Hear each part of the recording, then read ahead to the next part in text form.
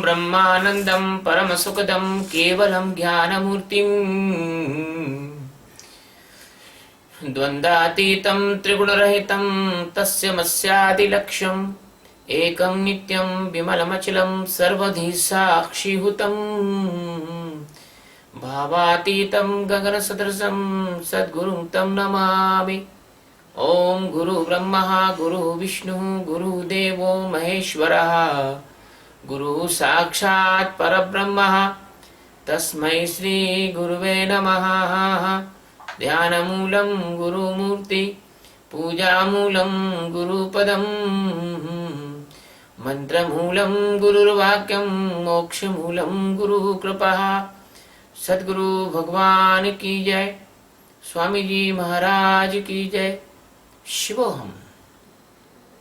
ये श्लोक है श्रीमद् भगवद गीता के 6वें अध्याय का 11वां श्लोक है। इस श्लोक में भगवान कहते हैं कि जब कोई जिज्ञासु और ब्रह्म विद्या के लिए ध्यान इत्यादि का अभ्यास करता है, सदगुरु की बताई हुई साधना में उतरता है, तो कैसा उसका स्थान होना चाहिए, तो उसके बारे में इसमें श्लोक में आया है। श्लोक कह रहा है कि शुचो देशे प्रतिष्ठायाः स्थिरमासनमात्मनः नात्युच्छितं नातिनीचं शैलोजिनकुशोत्तरम् शुचो देशे प्रतिष्ठायाः स्थिरम् आसनम् आत्मनः न अत्युच्छ्रितं न अतिनीचं शैलोजिनकुशोत्तरम्। शुचो यानी शुद्ध स्थान होना चाहिए। देशे यानी भूमि जिसके ऊपर यह स्थान है वह भूमि अच्छी होना चाहिए। चैलाजिन इट मीन कुशा मृगशाला। चैला का मतलब होता है लकड़ी को की छाल को चैला भी बोलते हैं। उत्तर प्रदेश में अच्छा लक्कड़ को भी चैला बोलते हैं। चैला जिन यानी कुशा मृगशाला, कुशोत्तरम और उसके ऊपर वस्त्र यदि बिछे हो। न यानी नहीं, अत्युच्छितम यानी बहुत ऊंचा, और न यानी बहुत नीचा। अपने आत्मनः यानी अपने आसनम यानी आसन को, स्थिर यानी प्रतिष्ठाएं स्थापन करके।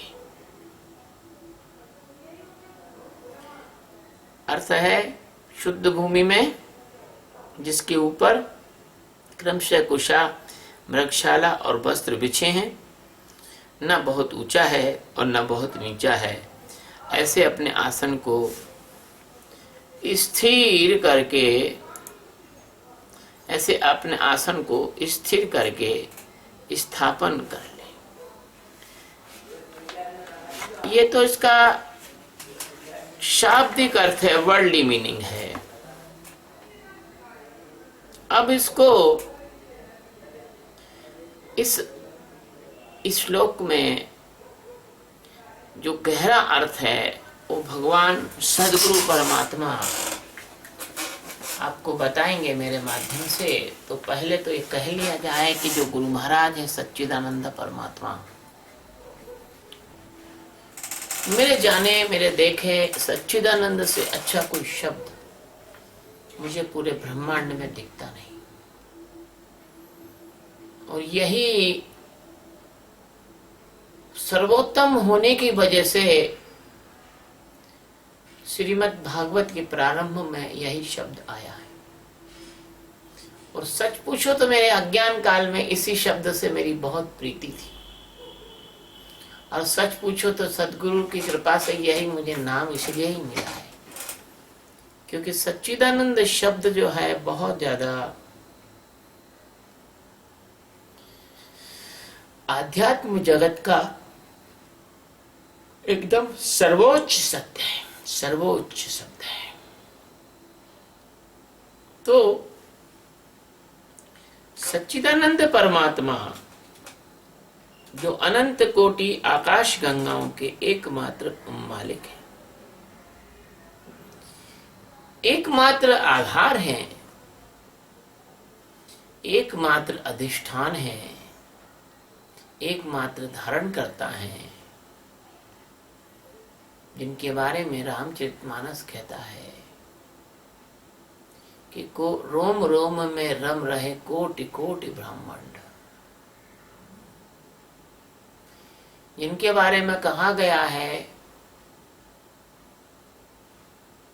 कि सारद श्रुति शेषा ऋषि अशेषा जा कोई कोई नहीं जाना, जही दीन प्यारे वेद पुकारे द्रवहु सो श्री भगवाना। ये वही भगवान है जिनको सरस्वती भी जिसका वर्णन नहीं कर सकती, श्रुतियां स्मृतियां पुराण वेदांत वेद उपनिषद इनका संपूर्ण वर्णन नहीं कर सकते। ऋषि भी इनको केवल जान के इनमें मिल जाते हैं, लेकिन इनकी पूरी महिमा और पूरे विस्तार का वर्णन कोई कर नहीं सकता। शेषनाग के हजारों फन भी अगर एक साथ इनकी महिमा का गान करें तो भी वो गा नहीं सकते, क्योंकि शेषनाग जो हैं वो तो सिर्फ एक आकाश गंगा के आधार हैं, लेकिन भगवान तो ऐसी अनंत आकाश गंगाओं के आधार है। तुम्हारी कल्पनाओं से परे, तुम्हारी देशनाओं से परे, तुम्हारी वाणी से परे, तुम्हारे अनुभव से परे, तुम्हारे जानने से परे, परे पर तरम नास्ति, सबसे परे परत पर ब्रह्म है वो। ऐसे भगवान श्री कृष्ण के रूप में आकर और अर्जुन को गीता सुनाते हैं और आप जैसे जिज्ञासुओं का भला करते हैं। भगवान के आने का हेतु चाहे भौतिक जगत के लिए कुछ भी रहा हो, लेकिन उनके आने का सबसे बड़ा हेतु मैं इस गीता को ही मानता हूं। क्यों? कि कंस को मारा, शिशुपाल को मारा, जरासंध को मारा, कौरवों को मारा, बड़े बड़े आतताइयों को मारा, बड़े बड़े राक्षसों को मारा भगवान ने। पर जैसे निदाई गुड़ाई हर वर्ष नहीं करो तो खेत में खरपतवार हो ही जाती है, वैसे भगवान को गए 5000 वर्ष के ऊपर समय हो गया, फिर वही दानव वही राक्षस इस धरती को फिर पदाक्रांत कर रहे हैं। अब प्रभु की लीला प्रभु ही जाने, वो किस रूप में क्या करेंगे। किंतु ये राक्षस तो दोबारा आ सकते हैं, लेकिन गीता का एक बार ज्ञान अगर ये आ गया तो इसके बाद कोई राक्षस तुम्हारे जीवन में नहीं आ सकता।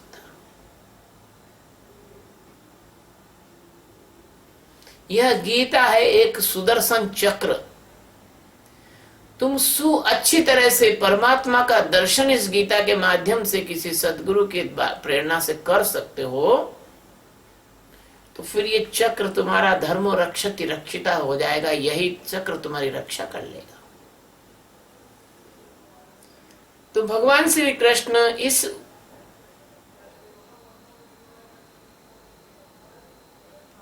श्लोक में सबसे पहला शब्द उन्होंने कहा है कि शुचो।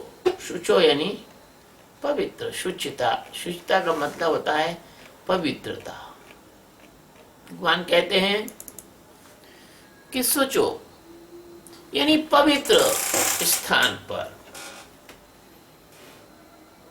पवित्र की भी अलग अलग परिभाषा है। कुछ लोग गौ माता का गोबर से किसी स्थान को लेपन करते हैं, वो पवित्र होता है। कुछ लोग फिर गंगा जल छिड़कते हैं, वो पवित्र होता है। कुछ लोग अत्यंत चंदन इत्यादि अत्यंत सुगंधित श्रेष्ठ वस्तुओं को रखते हैं, वो पवित्र होता है। कुछ लोग किसी महापुरुष के चरणों में बैठते हैं, वो पवित्र होता है। और कोई कोई ऐसे होते हैं जो अपने सदगुरु के चरणों में बैठते हैं, वो परम पवित्र होता है। मैं बचपन में छोटा था और एक फिल्म आई थी, उसमें एक गीत था, मुझे बहुत अच्छा लगा। बचपन में छोटा तो था, मैं रहा होऊंगा 10-12 साल का होऊंगा, 8-10 साल का रहा। उस पिक्चर में एक गाना था, उसमें ऐसा था कि दुनिया में ऐसा कहाँ सब का नसीब है, कोई कोई अपने पिया के करीब है। दुनिया में ऐसा कहाँ सब का नसीब है। जब मुझे पता लगा कि पिया का क्या मतलब होता है, ये तुम्हारा लब लबेरिया वाला पिया नहीं होता, पति पत्नी नहीं होते हैं पिया। पिया होता है परमात्मा, पिया होता है सतगुरु। जब तक हमें ज्ञान नहीं हुआ, हम परमात्मा को तो जानते नहीं। छोटा बच्चा होता है, सिर्फ माँ को जानता है। बड़ा होने के बाद पिता को जानता है, थोड़ा बड़ा होने के बाद। तो मैं सबसे पहले मेरे सतगुरु को जानता हूँ। तो मैं गाया करता था कि दुनिया में ऐसा कहाँ सब का नसीब है, कोई कोई अपने गुरु के करीब है। दुनिया में ऐसा कहाँ सब का नसीब है। चाहे बुझा दो कोई दीपक सारे, राह दिखाते जाएं सतगुरु प्यारे। चाहे बुझा दे कोई दीपक सारे, राह दिखाते जाएं सतगुरु प्यारे। सतगुरु है पास तो किनारा भी करीब है, दुनिया में सा। तो गुरु महाराज जो हैं, अगर वो पास हो तो फिर मंजिल की कोई चिंता नहीं, मंजिल की कोई चिंता नहीं। जब समर्थ खेवनहारे की नाव में बैठे हैं तो आपको कुछ चिंता करने की जरूरत नहीं है। कहते हैं ज्ञान सिबो हम की नैया ले, ज्ञान सिबो हम की नैया ले, सतगुरु कहे पुकार। आओ मेरी नैया में ले जाऊंगा भव पार। आओ मेरी नैया में ले जाऊंगा भव पार। जो कोई इस नैया में चढ़कर आएगा, जन्म जन्म का पाप यहीं धुल जाएगा। सांची तेरी नैया भगवन, सांची तेरी नैया भगवन, मेरे पाप हजार। आओ मेरी नैया में ले जाऊंगा भव पार। यह है अर्थ सूची का। अगर आपको दुनिया में सबसे कोई पवित्र जगह है तो वो सतगुरु के चरणों में है। मैं तो आभारी हूं मेरे सदगुरु का, रोम रोम से। मेरे सदगुरु के चरण कहाँ नहीं है अब, जब तो वहां थे जहां सदगुरु थे, अब तो मेरे सदगुरु के चरण हर जगह है। जैसे वामन भगवान के चरण, पूरे आकाश में उनने एक ही कदम में पूरे ब्रह्मांड को नाप लिया। जब वो एक कदम में इतना कर सकते हैं, तो फिर मेरे हर समय मेरे सिर पर उनका चरण है, भगवान का, सदगुरु का। तो वही चरण की ऊर्जा से और बोलते हैं तो इसी को कहते हैं कि शुचि। शुचि यानी पवित्र। इसी गीता में एक श्लोक और आया है, उसमें आया शुचिनाम श्रमताम गेहे योग भ्रष्टा भी जायते। शुचि का मतलब ये मत समझना कि कोई बहुत धनवान होगा तो श्रीमत उसको कहेंगे। शुचि का मतलब ऐसा नहीं कि जो 3-4 टाइम स्नान करता हो, पूरा घर रोज धुलता हो गंगा जल से, तो वो शुचि है।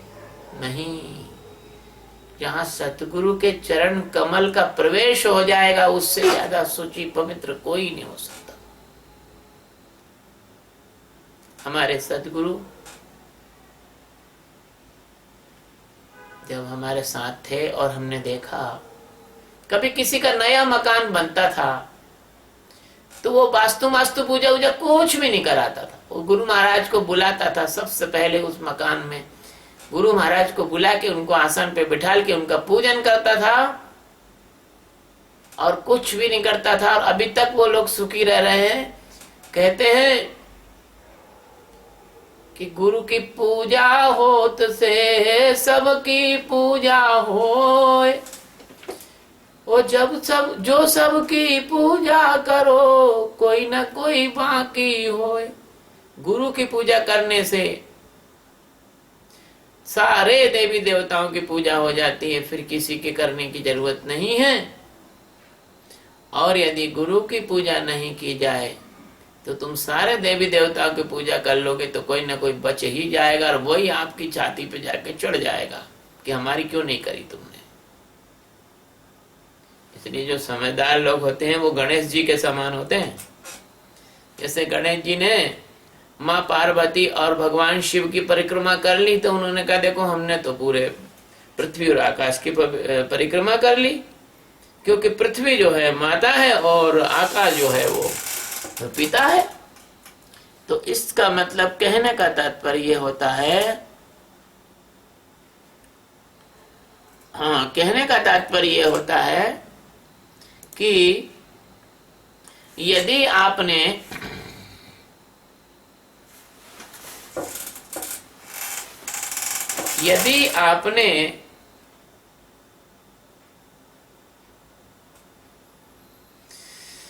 गुरु की पूजा कर ली और गुरु के समीप आप बैठ गए, तो बस समझ लीजिए कि आपने सबकी पूजा कर ली।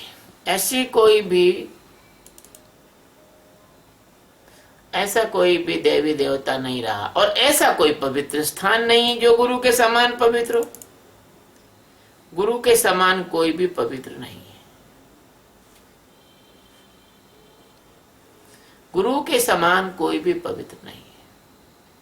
इसलिए भगवान का जो ये शब्द है पहला वाला, इसमें जो लिखा हुआ है कि शुचि का मतलब होता है कि पवित्र, और पवित्र क्या है? सदगुरु के चरण। पवित्र तो है सदगुरु के चरण, उनसे ज्यादा कोई पवित्र है नहीं। इसलिए यह जो अर्थ है इसका, श्लोक के पहले शब्द का, वो इस बात का द्योतक है कि अगर आप ये ध्यान साधना करना चाहते हो और यदि आप परमात्मा की ओर जाना चाहते हो, तो आपको सबसे पहले अपने सदगुरु के या तो आश्रम में या उनके पास ध्यान करना चाहिए। और यही कारण है कि हम समय समय पर अपने जिज्ञासुओं का एक ना एक वर्ष में, 2 वर्ष में एक बार, कभी भगवान की कृपा होगी तो 4 बार भी ध्यान का शिविर लगाते हैं। उससे क्या होता है, उनको गुरु के भौतिक शरीर की समीपता से धीरे धीरे गुरु की आत्मा में समीपता होने से, अगर मैं इंदौर में बैठा हूं और मेरा शिष्य कैलिफोर्निया में है, तो मेरे शिष्य को ऐसा लगेगा कि मेरे गुरु महाराज यहाँ पर बैठे हैं। ये भगवान वामन के पैर से इस बात को समझ लो। तो पहली बात हो गई सूची। अब देश है वह स्थान जहां आप बैठ रहे हैं पवित्र होना चाहिए, अच्छा होना चाहिए। अब सर्वोच्च बात तो गुरु का आसन हो गया, लेकिन ऐसा है कि अगर आप अफगानिस्तान में तालिबानों के बीच वाले देश में रह रहे हैं, वहां आप क्या ध्यान करोगे? आपको तो मौत का डर रहेगा। कोई आप ध्यान कर रहे हो, कोई भी आदमी आपको मार जाएगा। ऐसा मत सोच लेना कि ध्यान आपकी रक्षा कर लेगा। जब जागरण हो जाएगा तो माया से रक्षा होगी, लेकिन विधि के समय तो तुमको बचाना पड़ेगा। पौधा छोटा होता है तो उसके चारों तरफ कांटों की बागड़ की जाती है ताकि कोई ढोर ढंगर खा ना जाए। तो स्थान तो कम से कम सुरक्षित होना चाहिए। आप ध्यान नहीं कर सकते ऐसे देशों में, ऐसे स्थानों में जहां की मनुष्य स्वयं जंगली जानवर हो गया। वो आपकी ध्यान साधना, आपके गीता उपनिषद, इसको वो कुछ नहीं समझता।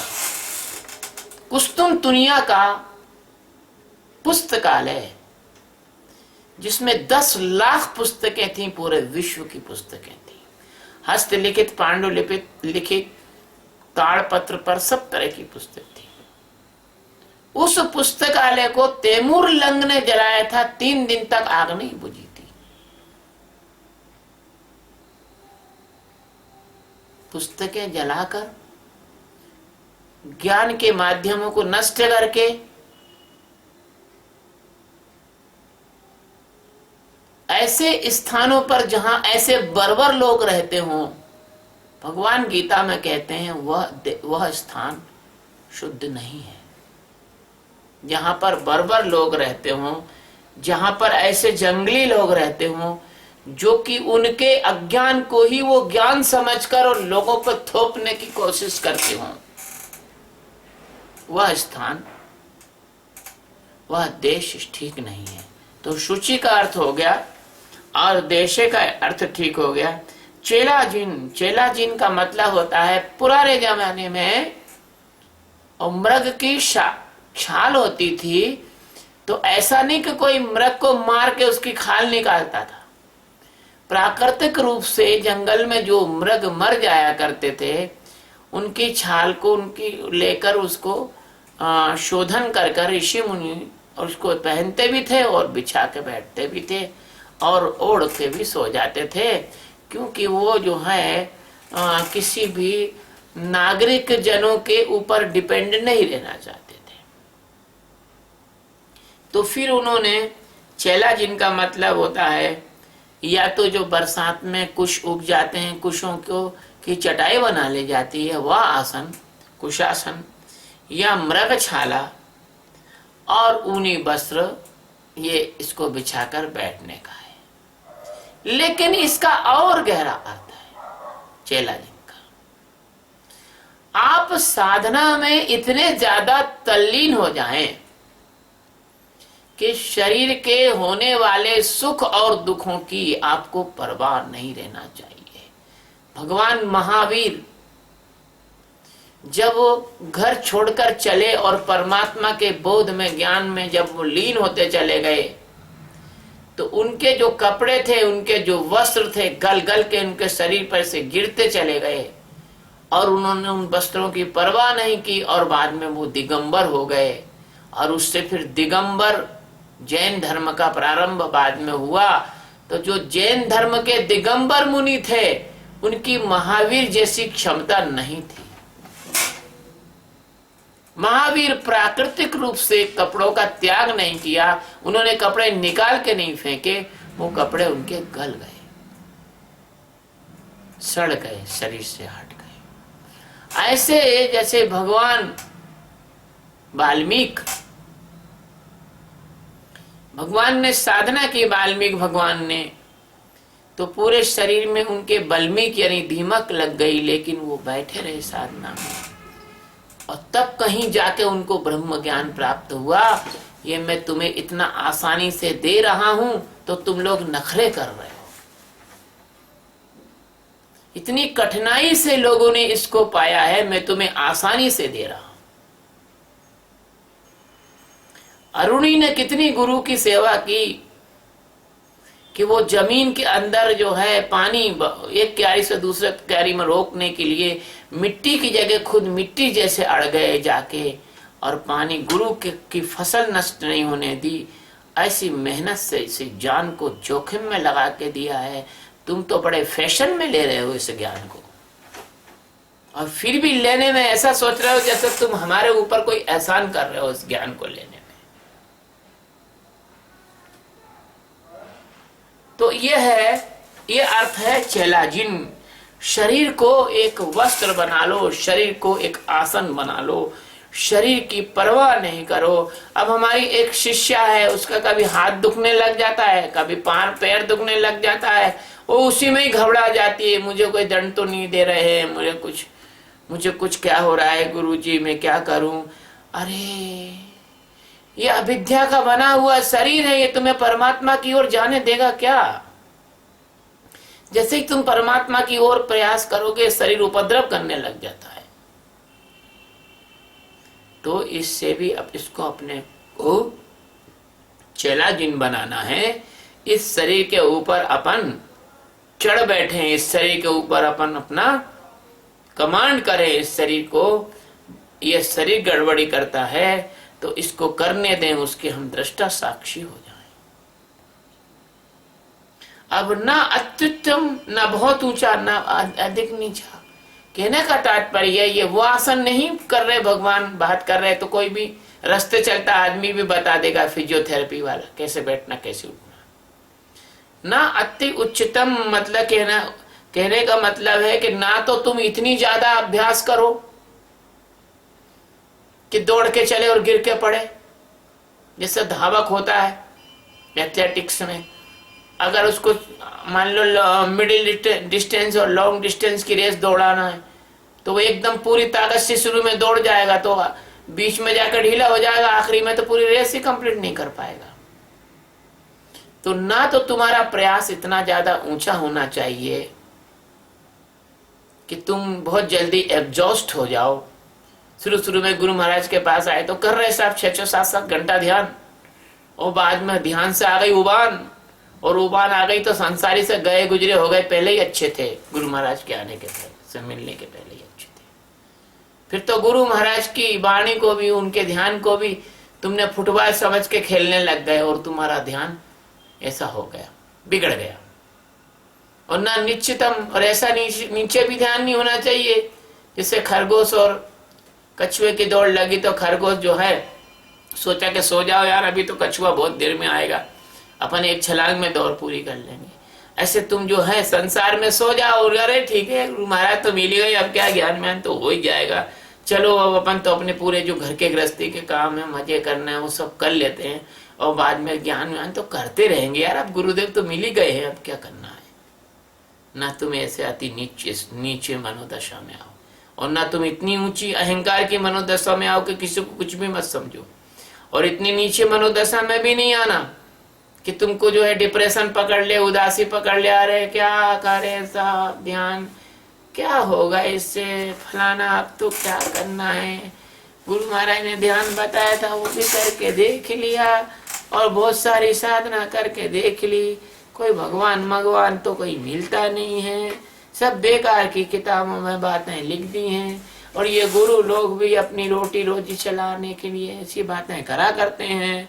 ऐसे तुम्हारा जो डिप्रेशन ना हो जाए कभी, ऐसे अपने आप को आत्मनः यानी अपनी आत्मा को आत्महत्या से बचा लो। एक आत्महत्या तो शरीर की होती है, तो चलो भैया शरीर दूसरा मिल जाता, लेकिन अगर तुमने परमात्मा के ज्ञान का निरादर कर दिया, सदगुरु आया और उसके उपदेश का तुमने निरादर कर दिया, तो ये तो बहुत ही बड़ी आत्महत्या है। फिर कभी कई मेरे ख्याल से हजारों लाखों जन्मों तक फिर ये अवसर नहीं मिलता है।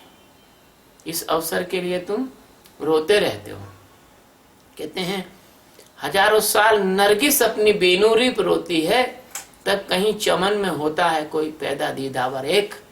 तुम हजारों जन्म लेने के बाद टिस पिस करके हर जन्म में परमात्मा को पुकारते हो, तब कहीं तुमको परमात्मा सदगुरु के रूप में एक किसी जन्म में मिलता है, और फिर तुम उसको सामान्य मनुष्य समझकर या तो उसके सामने अपनी बुद्धि बताने लग जाते हो, और या उसकी बात को आलस्य में डाल देते हो। एक बात भी खतरनाक है कि गुरु महाराज के सामने तो आप अपनी बुद्धि चला रहे हो, उनसे आगे निकलने की कोशिश कर रहे हो, उनको ऐसा सोच रहे हो कि तो कुछ जानते ही नहीं, हम इनसे ज्यादा जानते हैं।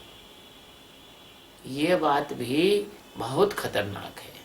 कुछ लोग ऐसा भी करके अपने जीवन को नष्ट कर लेते हैं।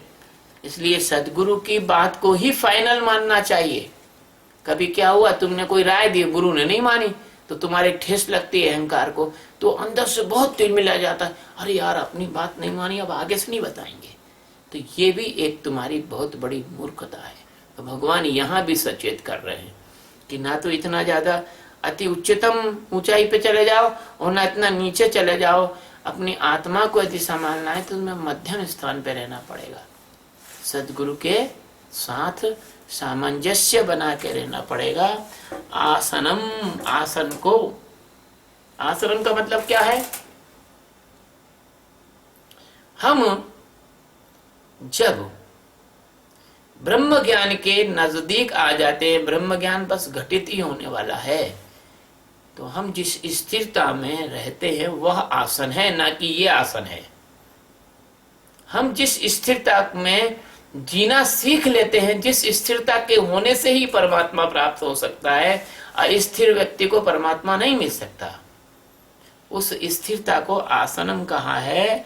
और स्थिरम मतलब उस स्थिर होने पर परमात्मा जब तुम्हारी योग्यता देखता है कि तुम स्थिर हो गए हो, ना तुम राग में जाते, ना द्वेष में जाते, ना काम में जाते, ना क्रोध में जाते, ना हर्ष में जाते, ना विषाद में जाते, सारे द्वंद्वों से तुम अतीत हो गए हो और एक स्थिर बीच की अवस्था में खड़े हो, उसमें जब तुम प्रतिष्ठित हो जाते हो, तब परमात्मा अपने प्राणों की प्रतिष्ठा तुम्हारे अंदर करता है आत्म जागरण के रूप में। तो यह जो है अर्थ है। अब इसका ही दूसरा